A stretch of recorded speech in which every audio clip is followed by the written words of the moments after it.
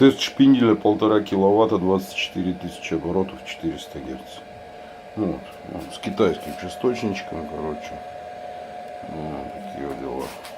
Ну, как бы сейчас попробую это самое показать, какой от него шум. Ну, здесь нажимаем рум.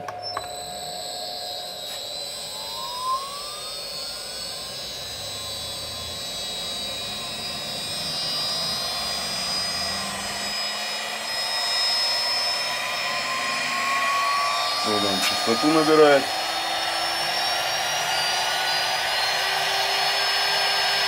Вот 400 Гц. Как бы должно быть 24 тысячи оборотов. Короче, обороты бешеные. Вот. Если мы сейчас, я пробовал, вставлял фрезу, и она, короче, как в дерево, как в масло въезжает. Если что опасно, поэтому я выпущу. Вот прикольная фигня. Вот. Похоже, очень такая, ну, неплохая мощность. Все это компактно. В одной руке можно подержать. Поэтому вот когда-нибудь это у нас, значит, будет стоять вот здесь. Вот. Ну так, как бы. Ну, китайский частотник, который мне не очень понравился. Ну, пойдет. Вот. Шин слышно.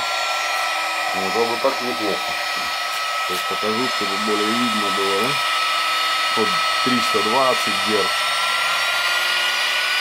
Потом уже как-нибудь будем в работе пробовать. Я очень-то боялся, что он у меня будет на весь келлер. Но по сравнению с ручными фрезерами, да, которые бывают, он довольно-таки тихий. Ну, стоп. Тут самолет. Ну, прикольно.